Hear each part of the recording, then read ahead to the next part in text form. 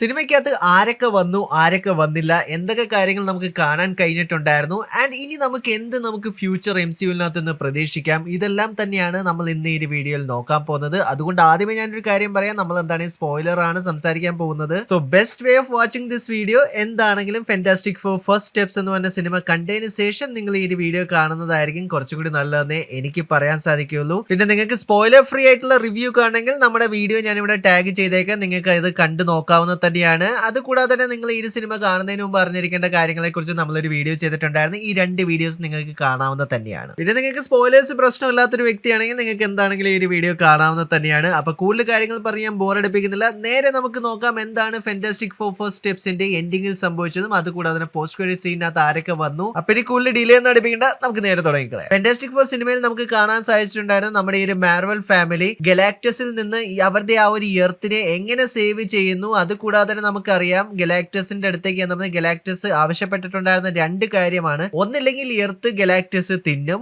അല്ലെങ്കിൽ ഫ്രാങ്ക്ലിൻ അതായത് സൂസ്ട്രോമിന്റെ new born baby ആയിട്ടുള്ള ഫ്രാങ്ക്ലിനെ ഗലാക്ടസിന് കൊടുക്കണം. കാരണം ഗലാക്ടസ് കാണുന്നതെന്ന് പറഞ്ഞു കഴിഞ്ഞാൽ ഗലാക്ടസിന്റെ ഈ ഒരു എൻഡ്ലെസ് ആയിട്ടുള്ള വിശപ്പ് നിർത്തണമെങ്കിൽ ഈ ഒരു ബേബി ഉണ്ടെങ്കിൽ മാത്രമേ പറ്റുള്ളൂ. അതുകൊണ്ട് തന്നെ ഗലാക്ടസിന് ഈ ഒരു ബേബിയെ വേണം.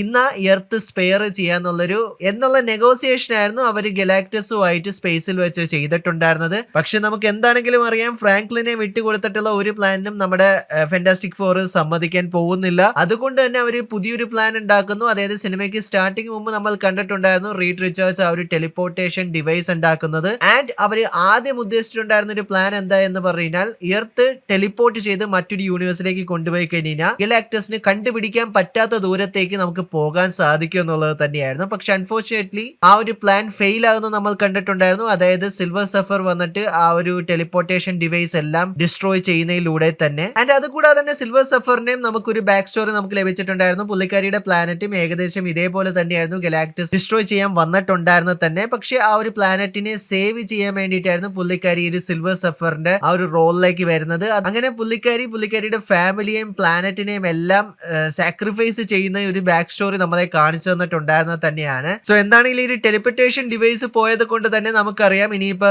എർത്ത് ടെലിപ്പോർട്ട് ചെയ്യൽ പ്ലാൻ നടക്കാൻ പോകുന്നില്ല. അപ്പോഴാണ് നമ്മുടെ റീഡ് റിച്ചാർഡ്സ് മറ്റൊരു പ്ലാനും കൊണ്ടുവരുന്നത്. അതായത് എന്തിന് നമ്മൾ ആക്ച്വലി എർത്ത് ടെലിപ്പോർട്ട് ചെയ്യണം, നമുക്ക് ഗലാക്ടസിനെ മൊത്തത്തോടെ ടെലിപ്പോർട്ട് ചെയ്ത് വേറെ ഏതെങ്കിലും ഡയമെൻഷനിലേക്ക് കൊണ്ടുപോയി കുറെ വർഷത്തേക്ക് എന്താണെങ്കിലും ഗലാക്ടസിന്റെ ത്രെറ്റ് നമുക്ക് പേടിക്കേണ്ട കാര്യം വരുന്നില്ല. അങ്ങനെയാണ് അവർ ഗലാക്ടസിനെ ഈ ഒരു ടെലിപ്പോർട്ട് ചെയ്യാൻ വേണ്ടിയിട്ടുള്ള ഒരു പ്ലാനിലേക്ക് കൊണ്ടുവരുന്നത്. ആൻഡ് അതിന് നമുക്ക് എന്താണെങ്കിലും ഫ്രാങ്ക്ലിനെ ബെയ്റ്റ് ആയിട്ട് യൂസ് ചെയ്തേ സാധിക്കുള്ളൂ.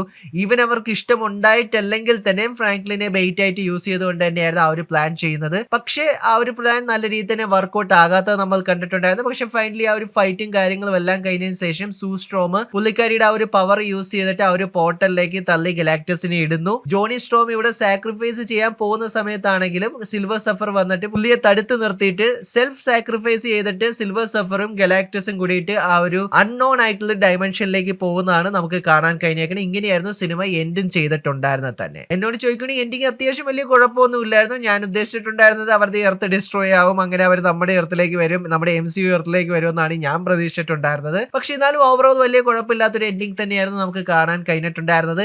ഇനി നമുക്ക് ഇതിന്റെ പോസ്റ്റ് ക്രെഡിറ്റ് സീൻ അല്ലെങ്കിൽ ഇതിന്റെ മിഡ് ക്രെഡിറ്റ് സീനെ കുറിച്ച് നമുക്ക് എന്താണെങ്കിലും സംസാരിക്കാം. യെസ്, മിഡ് ക്രെഡിറ്റ് സീനിന് നമുക്ക് കാണാൻ കഴിഞ്ഞേക്കുന്നത് 4 വർഷത്തിന് ശേഷം കുട്ടി വലുതായിട്ടുണ്ടായിരുന്നു. സൂസ്ട്രോം ആ ഒരു റൂമിൽ ഇരിക്കുന്ന സമയത്ത് എന്തോ സംഭവിക്കുന്ന കണ്ടി പുള്ളിക്കാരിയെ നോക്കാൻ പോയിട്ട് തിരിച്ചു വരുമ്പോഴത്തേക്കും മറ്റൊന്നുമല്ല, യെസ്, നമ്മുടെ RDJയുടെ ഡോമിന്റെ ഒരു ഫസ്റ്റ് ലുക്കാണ് അവർ നമ്മളെ ടീസ് ചെയ്തിട്ടുണ്ടായിരുന്നത് തന്നെ. ആ ഒരു മാസ്ക് കയ്യിലേക്ക് വെച്ചേക്കും നമുക്ക് കാണാൻ കഴിഞ്ഞിട്ടുണ്ട്. കുട്ടിയുടെ അടുത്ത് വന്ന് നിൽക്കുന്നതാണ് സൂസ്ട്രോം. അപ്പൊ ആ ഒരു പവേഴ്സ് യൂസ് ചെയ്യാൻ പോകുന്ന വെച്ചായിരുന്നു ആ ഒരു മിഡ് ക്രെഡിറ്റ് സീൻ എൻഡ് ചെയ്തിട്ടുണ്ടായിരുന്നത് തന്നെ. എന്താണെങ്കിൽ നമുക്ക് ഇതിന്റെ ബാക്കിയുള്ള കണ്ടിന്യൂഷൻ ഡൂം സ്റ്റേയിലെ നമുക്ക് കാണാൻ കഴിയുള്ളൂ.